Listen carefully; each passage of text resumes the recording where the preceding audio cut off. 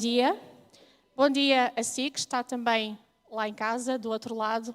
É um prazer também poder tê-lo na nossa companhia.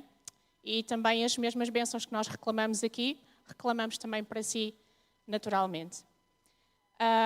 Agradecemos também à Daniela por nos ter trazido esta história que nos mostra que Deus tem o poder de nos perdoar, só Ele nos pode perdoar dos nossos pecados, então somente nós o queiramos. Nós iniciámos ontem, à noite, a Semana de Oração de Jovens, que acontece todos os anos em março. E ontem já tivemos o privilégio de poder escutar a primeira mensagem desta Semana de Oração, cujo tema é o fruto do Espírito. E ontem nós falámos acerca do amor de Deus. Nós hoje vamos também vamos falar de uma outra perspectiva acerca deste fruto do Espírito. E para tal, a direção dos jovens convidou o nosso irmão Igor Matos, não é assim? E agradecemos desde já por ter acedido ao convite da direção de jovens. O nosso irmão Igor, ele é natural do Ceará, mais propriamente da cidade de Horizonte, e ele tem formação em agroindústria, mas ele fez também formação em teologia e tem uma vasta experiência em evangelismo e durante 5 anos ele foi evangelista precisamente no Ceará. E por isso neste momento é para ele que nós pedimos a atenção e que o Senhor o possa abençoar na mensagem que ele vai trazer para cada um de nós. Igor, que Deus te abençoe. Bom dia a todos, um feliz sábado. Espero que você tenha vindo até aqui nessa manhã para receber a bênção de Deus. Mas maior do que a bênção de Deus, nessa manhã é a entrega do seu coração a Ele também. A palavra de Deus diz que o fruto do Espírito só pode ser alcançado por pessoas que se entregam verdadeiramente e inteiramente a Deus. Para quem veio ontem entender um pouco sobre o primeiro fruto, que é o amor. Hoje nós estudaremos sobre a alegria. Queridos, quando eu estava lendo a revista e estudando esse tema, eu fiquei pensando no que o Novo Testamento fala sobre alegria. Olha, e quando eu estava procurando nos dicionários, nos comentários, no que a Bíblia diz, eu encontrei tanta coisa, que a gente poderia passar 6 meses estudando só a palavra alegria no Novo Testamento, que a gente não conseguiria extrair o máximo o que essa palavra quer dizer. Eu tentei resumir naquilo que o Novo Testamento coloca o seu foco principal nessa palavra, e também eu queria apresentar para você o que é realmente o fruto do Espírito Santo nesse quesito, a alegria. Mas antes eu queria que você abrisse a sua Bíblia na carta de Paulo aos Filipenses, e deixasse ela aberta aí, que nós vamos orar e eu vou dar uma breve introdução, e então vamos estudar essa palavra e então o contexto do livro, dessa carta de Paulo aos Filipenses. Deixa sua Bíblia aberta aí, por gentileza, e então vamos orar. Querido Deus, louvado seja o teu nome, porque nos escolheste em um tempo de dificuldade, um tempo onde as pessoas estão cada vez mais longe de ti, e nós temos o privilégio, Senhor, de ser luz nesse mundo que está cada vez mais escurecendo. Obrigado por ter nos chamado das trevas para a maravilhosa luz de Jesus Cristo. Estamos felizes e alegres por isso. Portanto, Pai, que o Teu Espírito ilumine o estudo da Tua palavra e que possamos, Senhor, sair daqui preenchidos e amando a Jesus mais do que quando aqui entramos. Esteja conosco, em nome de Jesus. Amém. O dicionário online de português diz que a alegria é o estado de satisfação extrema, um sentimento de contentamento ou de prazer excessivo. Entretanto, o dicionário também distingue a alegria de euforia. A euforia é um estado que você fica alegre, mas não condiz muito bem com a realidade. É como se fosse uma máscara. Portanto, a alegria é diferente de um sentimento eufórico. Na vida, há momentos de alegria. Por exemplo, no casamento. Quem é casado sabe que naquele momento você vê o noivo está ali à frente, a noiva vem entrando de branco. É uma alegria que a gente não consegue conter as lágrimas. O namoro, o nascimento de um filho, a conclusão da faculdade, a promoção no trabalho, enfim. Esses são momentos de alegria que todos nós, cristãos ou não, temos. Durante o momento de alegria, alguns neurocientistas têm estudado o que acontece no cérebro durante momentos de alegria. E é interessante que alguns pesquisadores têm entendido que durante um momento de alegria, a dopamina é ativada no cérebro e um prazer momentâneo é causado ali. Um estudo feito, no Jornal Americano de Cardiologia, esse estudo foi feito em setembro de 2010, ele diz que quando você está rindo de forma alegre e espontânea, isso causa um efeito tão positivo nos vasos sanguíneos que o seu humor melhora e a sua saúde também. Tem até um texto bíblico que diz o quê? Que a alegria é o melhor. Então todos nós, segundo a ciência, precisamos estar e viver momentos alegres. Ellen White, no livro Lar Adventista, diz: quando os cristãos se mostram sombrios e deprimidos, como se sentissem sem amigos, dão uma impressão errônea da religião. Em alguns casos tem sido, diz ela, nutrida a ideia de que a alegria não é condizente com a dignidade do caráter cristão. Mas isto, diz ela, é um erro. O céu é todo alegria, e se carregamos em nossa alma a alegria do céu, e tanto quanto possível expressamos em palavras e no comportamento, seremos mais agradáveis ao nosso Pai Celestial do que quando nos mostramos deprimidos e tristes. Então, Ellen White também corrobora essa ideia de que nós precisamos ser pessoas alegres. Nós precisamos vivenciar momentos alegres. Infelizmente, parece que existem cristãos que quando saem de casa, parece que tomam banho no vinagre. Só andam de cara fechada, de mau humor. Ellen White diz que essas pessoas dão uma má impressão sobre a religião. Às vezes, e muitas das vezes, realmente nós, como cristãos, achamos que precisamos ser calados, com a cara fechada. E eu fico imaginando como era a face de Jesus. Ellen White também tem um texto, quando eu estava estudando, eu não coloquei aqui. Ellen White diz que as crianças gostavam de estar perto de Jesus, porque o seu semblante era um semblante alegre. Mas isso é no geral. Mas o que é que a palavra ou substantivo alegria, no texto de Gálatas 5:22, significa? É esta alegria, o fruto do Espírito, a mesma alegria que ímpios ou cristãos sentem em momentos como o casamento, em momentos como o fim ou o término da faculdade?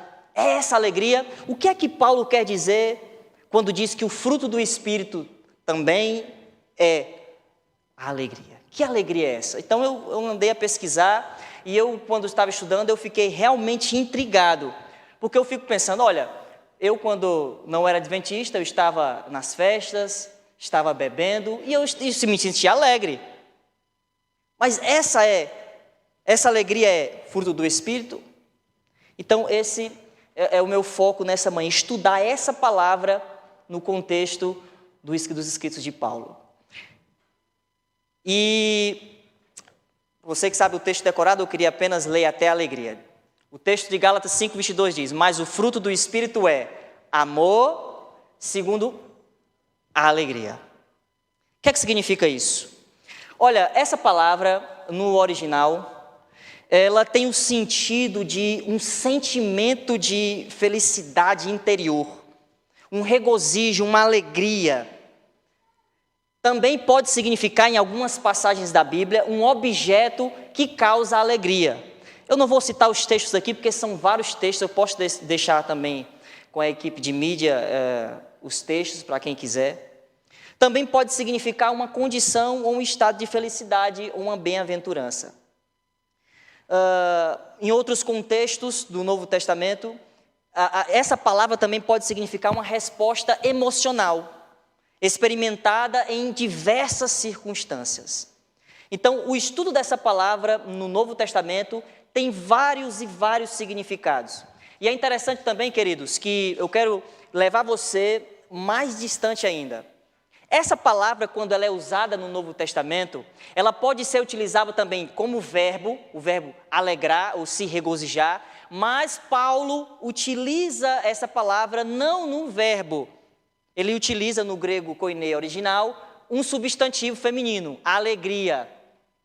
E para você entender aonde é que está o verbo, onde é que está o substantivo, você precisa ler as diversas dezenas de passagens do Novo Testamento, e esse não é o meu foco. Mas quando eu estava estudando, algo me chamou a atenção. Alguns comentaristas e teólogos, eles entenderam que quando essa palavra ela é utilizada no substantivo, e Paulo usa essa palavra em Gálatas 5:22, ela pode expressar não sentimentos isolados, mas um comportamento contínuo de um cristão. Ou seja, é impossível o ser humano ser alegre em todo o tempo. Apesar dos problemas, da situação em que vivemos, você sabe que nós não podemos estar alegres todo o tempo. Por isso, Paulo utiliza essa palavra como substantivo, para mostrar que isso não é um sentimento espontâneo ou momentâneo, mas é um comportamento contínuo, que ao longo da vida o cristão deve ter. Essa palavra, ela aparece 59 vezes no Novo Testamento. Nos Evangelhos, nos escritos de Paulo, nos escritos de João, nos escritos de Pedro. 59 vezes essa palavra aparece das suas mais variadas formas, seja ela no substantivo, seja ela no seu verbo, mas ela aparece 59 vezes. E a sua maior ocorrência no Novo Testamento é quando ela está ligada com o sofrimento em meio à vida cristã. E foi isso que me chamou a atenção. Como é que, em contextos onde essa palavra acontece, aparece em contexto também de sofrimento, de aflições. E é interessante isso. Portanto, nós vamos chegar à conclusão agora. O aspecto mais importante é o da alegria no sofrimento. Por isso, a alegria, que está em Gálatas 5:22, não é um sentimento isolado, mas é um comportamento ao longo da vida cristã. E ela é mais recorrente quando está envolvida no sofrimento. E eu queria agora que você olhasse para a sua Bíblia em Filipenses, porque das 59 vezes que ela aparece no Novo Testamento, ela aparece cerca de 20 vezes nas cartas de Paulo. Paulo escreveu aí mais ou menos uns 80 páginas de cartas, e 20 vezes ela aparece nas cartas de Paulo. 9, um terço está aí nessa carta aos Filipenses. Portanto, assim, em desacordo com o entendimento moderno predominante, a alegria se refere principalmente não à emoção involuntária interna, mas se refere principalmente a uma retidão, a uma paz em meio ao sofrimento que nós passamos nesse mundo de pecado. O apóstolo também, nas suas diversas ocorrências em seus escritos, pode experimentar a alegria exatamente por meio da aflição. É possível, querido, sim ou não, nós enfrentarmos problemas e dificuldades e ainda assim estarmos alegres, sim ou não? Se nós não tivermos o fruto do Espírito, é impossível. E no final vou dizer por quê. Filipenses capítulo 3, eu queria ler com você apenas 2 versículos nessa manhã. E nós vamos tirar algumas lições para a nossa vida hoje. O apóstolo Paulo escreveu essa carta quando estava preso eu creio, alguns teólogos discordam, mas eu creio que Paulo escreveu essa carta quando estava preso em Cesareia. Ele foi preso 2 vezes em Cesareia, alguns dizem que foi em outros lugares, mas eu acredito que foi em Cesareia. E a sua segunda prisão foi em Roma, você pode encontrar isso ali no final de Romanos. Ele ficou preso por 2 anos e foi a prisão onde ele foi depois morto. E essa carta foi escrita quando ele estava preso em Cesareia. Ele escreveu essa carta na prisão, sozinho, sem amigos, sem família, sem ninguém. Abandonado, mas mesmo assim, ele ainda tinha os rolos, os pergaminhos e ainda podia escrever as igrejas. Atos 16 diz que Paulo, na sua segunda viagem missionária, passou pela Macedônia e encontrou essa cidade. Filipos era uma cidade pequena, aproximadamente 2.000 habitantes. Era uma cidade muito proeminente, era uma colônia romana. E Paulo passou por ali na sua segunda viagem missionária. Os primeiros batizados dessa cidade foram Lídia, o carcereiro, e aqueles presos que estavam ali. Quando Paulo e Silas estavam presos, louvavam, e todos foram batizados. Ali foram os primeiros conversos.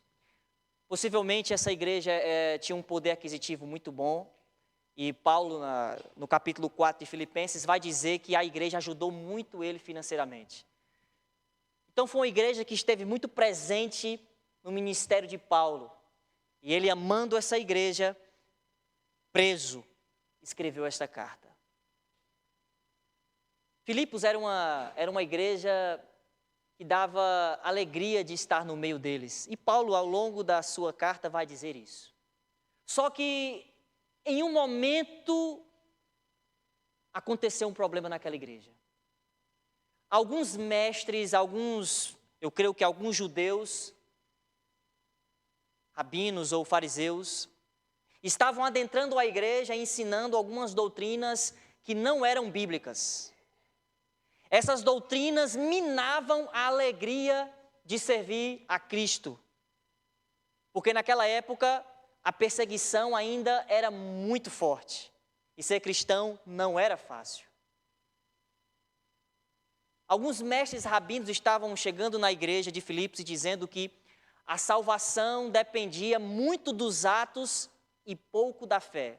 E então a salvação se tornaria apenas atos, apenas um estilo de vida, e não a salvação em Cristo e na fé em sua morte sacrificial.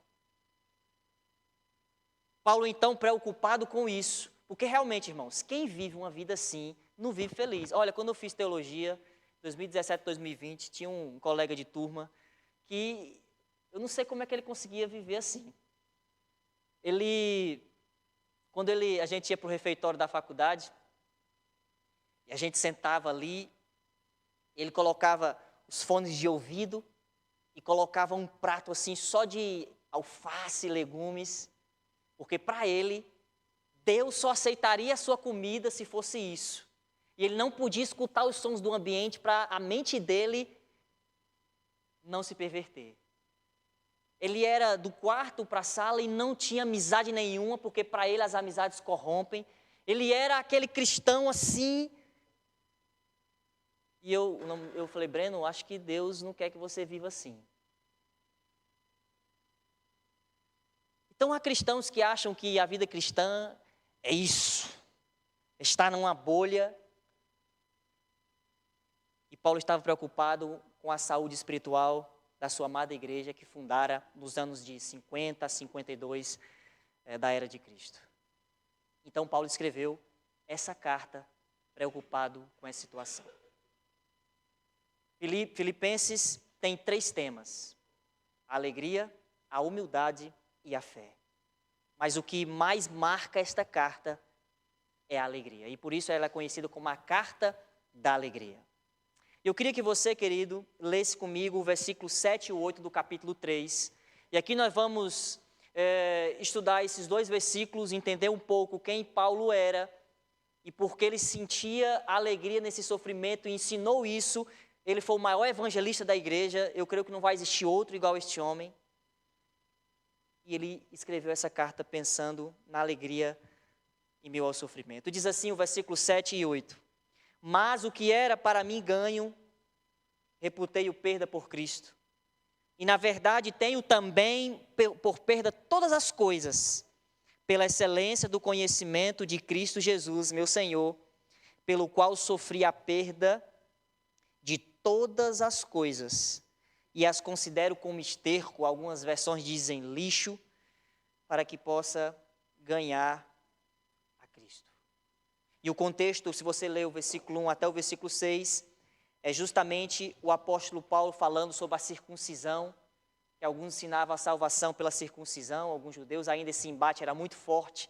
Paulo se debruça mais nesse tema na carta aos Gálatas, foi um problema que teve no sul da Galácia, e Paulo se debruça mais ali em Gálatas. Mas esse problema também chegou a Filipos, e ele estava preocupado. E então ele escreve no versículo 7, que tudo que ele tinha, ele perdeu por causa de Cristo, e todas as coisas que ele considerava algo importante na vida, ele considerava agora lixo, para ganhar e conhecer melhor a Jesus. Mas para entendermos esse texto, eu quero abrir um parênteses aqui, e eu quero brevemente, eu posso ter outra oportunidade depois para estudar sobre a vida deste homem, eu quero abrir um parênteses para explicar quem foi Paulo, pelo menos na primeira parte de sua vida.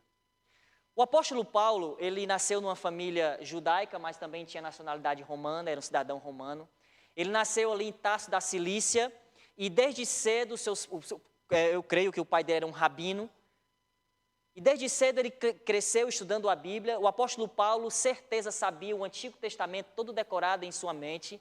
Ele sabia o hebraico bíblico, o aramaico bíblico, ele sabia o grego, sabia um pouco de latim, era um homem que falava vários idiomas, mas era um homem também muito culto na Bíblia. O apóstolo Paulo, com certeza, poderia fazer links da Bíblia entre uma passagem e outra de forma natural, porque era um homem muito sábio, desde pequeno e novo, e alguns estudiosos dizem que desde criança os meninos andavam, os machos, os homens andavam amarrados com os textos bíblicos ao pulso e também ao pescoço, para que eles não esquecessem dos ensinamentos bíblicos. Então Paulo era um homem de grande conhecimento e cultura. Paulo também cresceu com seu pai fazendo tendas, porque naquela época um rabino não conseguia sustentar. Na verdade, o serviço não era pago e ele tinha que trabalhar. E aonde ele morava, Tarso, tinha uma grande indústria têxtil. E Paulo aprendeu outros idiomas porque ele não vendia as tendas apenas para hebreus, mas também para outras pessoas de diversas culturas. Ele aprendeu diversos idiomas. E Paulo cresceu assim, sendo um rabino, aprendeu aos pés de Gamaliel, era um grande rabino na época, mas também, ao mesmo tempo, tinha um trabalho braçal nas tendas. Era um homem zeloso, era um judeu zeloso e usava a violência e a força, se possível fosse, para impedir as pessoas que viessem denegrir os ensinamentos judaicos.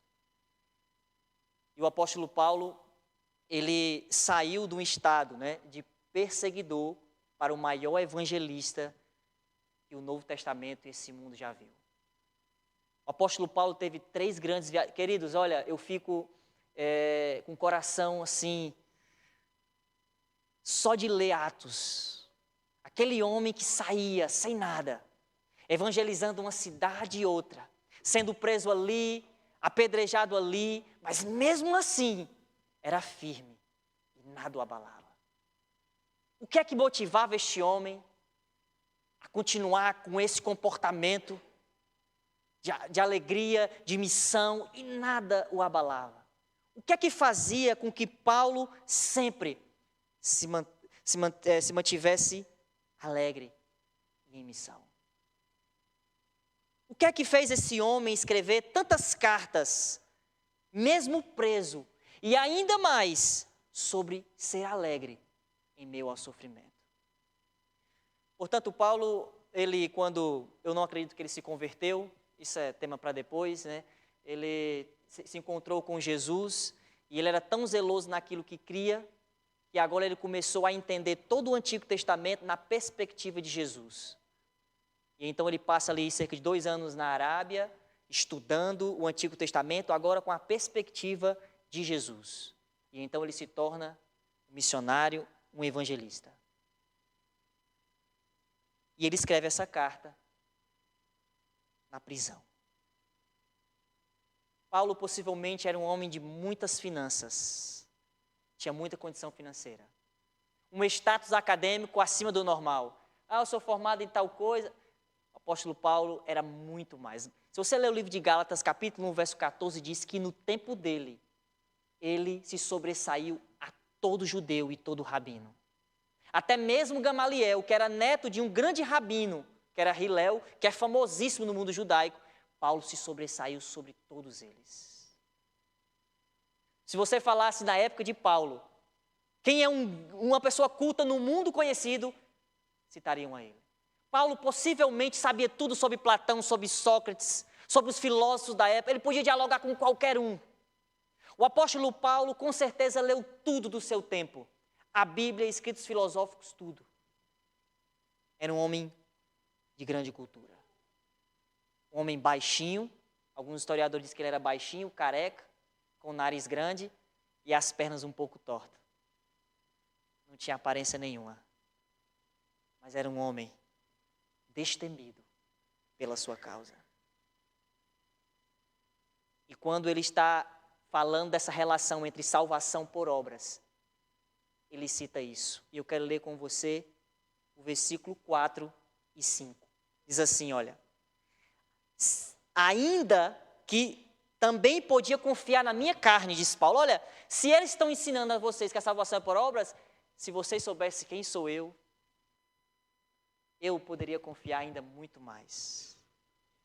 Se algum outro cuida que pode confiar na carne, ainda mais eu. Aí ele diz: circuncidado ao 8º dia, da linhagem de Israel, da tribo de Benjamim, hebreu de hebreus, segundo a lei, um fariseu. Era um homem zeloso, segundo o verso 6, tinha um zelo, ele era perseguidor da igreja. Segundo a justiça que há na lei, um homem irrepreensível. Só para você entender quem foi este homem, ele escreveu cerca de 80 páginas. Escreveu muito menos do que Platão e Sócrates, do que os filósofos da época. Mas se você encontrar nas faculdades de filosofia, de teologia, de ciências, os escritos de Paulo transformaram mais o mundo do que os escritos de Platão, de Sócrates. Há mais dissertações, sermões de Paulo do que qualquer outro escritor antigo. Se alguém perguntasse: Paulo, você mudou o mundo antigo? Paulo com certeza diria: eu não, mas Cristo mudou. O apóstolo Paulo é um exemplo da alegria em meio ao sofrimento. E agora eu quero, nesses breves minutos, estudar com você o versículo 7 e 8, depois desse contexto que eu dei para você. Paulo já convertido, Paulo já entendendo quem Jesus era, ele diz: o que era ganho para mim, toda a minha vida acadêmica, o meu status social no meio do judaísmo, tudo isso, eu considerei perda por causa de Jesus.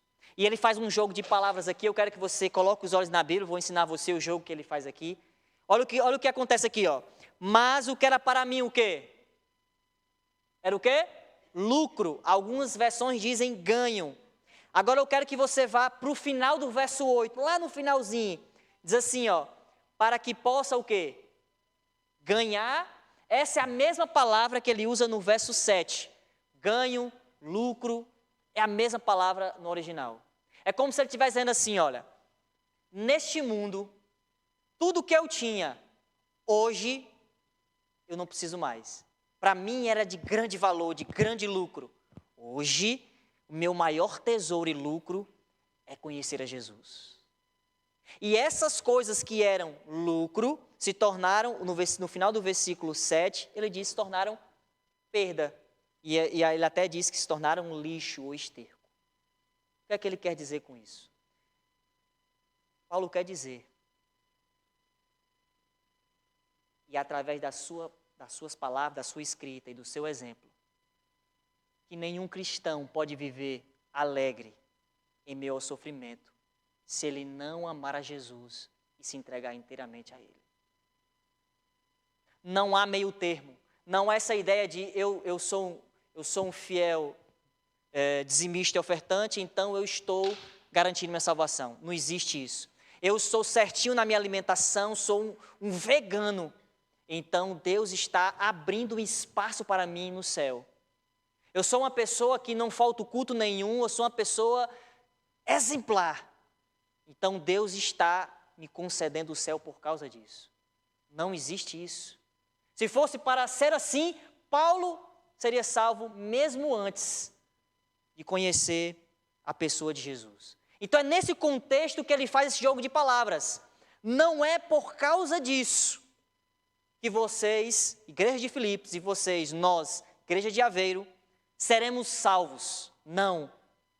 Nós precisamos entender que, neste mundo, só seremos salvos se entendemos a alegria da salvação em Jesus. Por isso Paulo tantas vezes diz que se alegrava no sofrimento. Paulo utiliza muito essa palavra nos seus escritos. Ele fala da alegria como no sentido escatológico, naquele grande dia, estaremos alegres por encontrar a Jesus. No capítulo 1 de Filipenses também Paulo fala da alegria da fé, no sentido de que a alegria só existe quando alguém ama e se entrega profundamente a Jesus. E não há nenhum sofrimento, morte e dor que você passe ao longo da sua caminhada cristã. O seu comportamento será alegria. Por isso, o fruto do Espírito Santo, essa alegria, vai muito mais além do que um estado momentâneo de prazer. É um comportamento em meio às lutas e sofrimento. Para terminar, eu queria contar para você um testemunho que vai se encaixar muito bem sobre isso. Em 2010, 2011, por aí, acho que foi um pouco mais, eu não lembro o ano, na igreja da minha esposa, éramos igreja diferente. Depois casamos, fomos para a mesma igreja. Tinha um casal que estava passando por um momento de grande aflição. Tinha uma irmã que estava com as dores na coluna por muito tempo. E ela pedia ao patrão para se ausentar do trabalho para fazer alguns exames. E o patrão não dava para ela esse espaço. E essa dor foi se prolongando e aumentando. E quando ela não conseguia mais nem levantar, então ela procurou um médico e descobriu que ela estava com câncer na coluna. E não tinha mais solução nenhuma. E quando ela recebeu o diagnóstico junto com o seu esposo, eu creio, não estava na hora, mas eu fico imaginando o semblante daqueles dois. Eu tive a oportunidade de visitá-la uma semana antes de morrer. Quando eu cheguei na sua casa, junto com os anciãos da igreja, nós com o inário na mão, o esposo dela sentado no sofá, ela estava em uma maca assim, com uma roupa branca, pálida. Ela com o inário e a Bíblia na mão, quando eu olhei o semblante daquela mulher, totalmente diferente do marido. O marido com um semblante baixo, triste, mas ela estava com uma alegria que eu não conseguia compreender. E ela chegou, nos recebeu tão bem, abriu o inário e começou a louvar a Deus de uma maneira assim que como é que pode isso? Era uma irmã fiel, era uma irmã que você via que sempre estava ali participando das coisas da igreja, sempre estava envolvida. Quando nós cantávamos, ela abria a sua boca e entoava hinos a Deus. E do outro lado, o marido triste e abatido. Fizemos oração e fomos embora. Uma semana depois, aquela irmã veio a falecer. Quando ela faleceu, o marido dela nunca mais foi à igreja. E depois nós, vamos visitar o irmão Francisco, porque por que ele não veio mais à igreja? E então nós chegamos na casa, encontramos cerveja em cima da mesa, encontramos várias coisas ali, cigarros. Nós perguntamos para ele, não, irmão Francisco, você voltou a beber, voltou a fumar?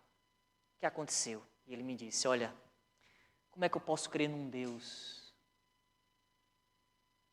enquanto tem outros matando, roubando, e não acontece nada, e minha esposa era uma mulher exemplar na igreja, e Deus permite que ela morra. Eu não posso crer num Deus assim. E ele realmente nunca mais voltou à igreja, está para ir mais de 10 anos. Ele não entendia o que era esse fruto do Espírito, estar alegre em meu sofrimento. E somente o amor a Jesus e o Espírito Santo é que nos pode dar isso. Mas a irmã Ângela sabia. Ela sabia e vivia isso. O seu comportamento demonstrava que ela tinha alegria da salvação. Eu pergunto a você nessa manhã, e se aquilo que você mais ama, hoje, você perdesse, qual seria a sua reação?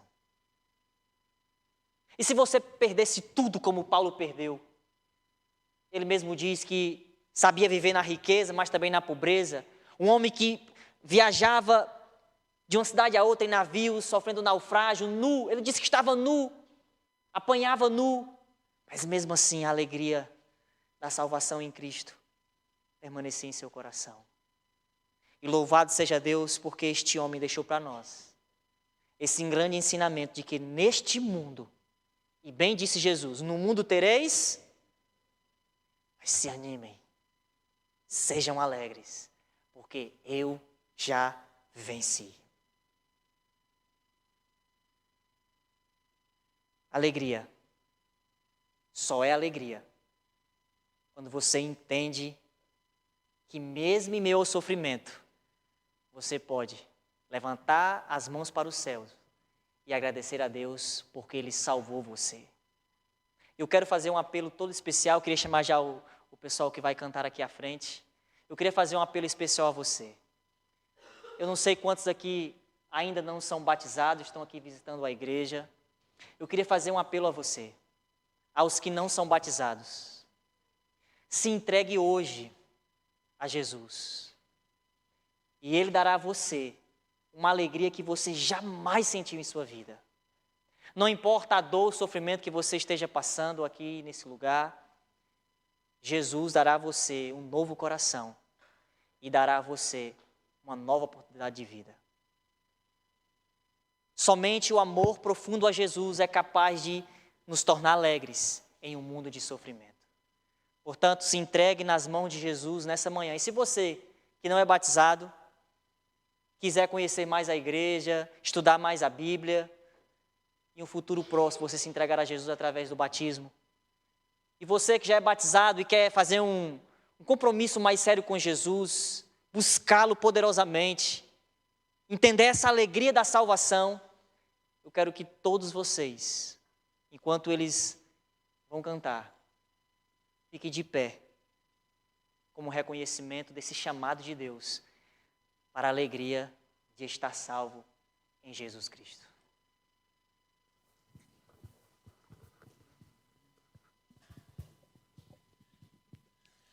Em tuas mãos,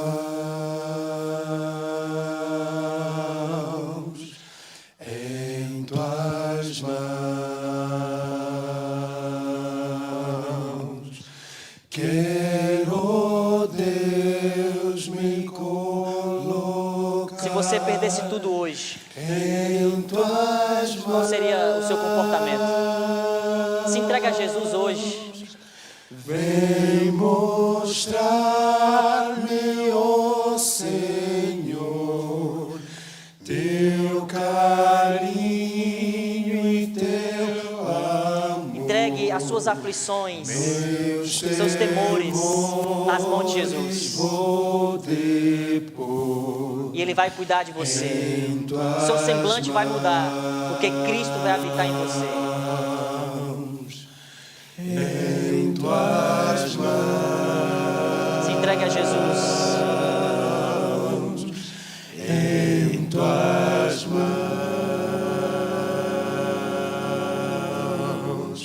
quero, Deus, me colocar em tuas mãos.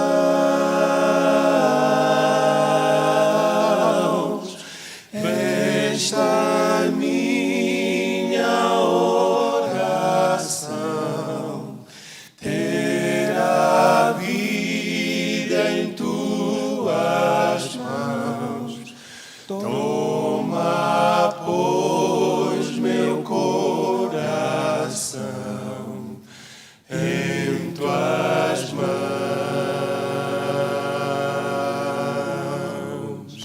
Esta é minha oração. Mesmo que você tenha pecado contra Deus, mesmo que o seu pecado seja acariciado, não importa. Ele recebe você e vai lhe tornar a dar a alegria da salvação. Essa alegria vai inundar o seu coração. Só basta você se entregar nas mãos de Jesus. Se entrega a Ele nessa manhã. Feche os seus olhos. Querido Deus, não é normal e nem comum uma pessoa se sentir alegre em meio à perca de um ente querido, em meio a um sofrimento, a uma aflição. Não é normal. Mas a Tua palavra nos diz que o fruto do Espírito Santo também é a alegria. É tão importante na nossa vida, que nos torna capaz de olhar para os céus e agradecer, mesmo em momentos de luta. Que o Senhor nos ensine isso, Senhor.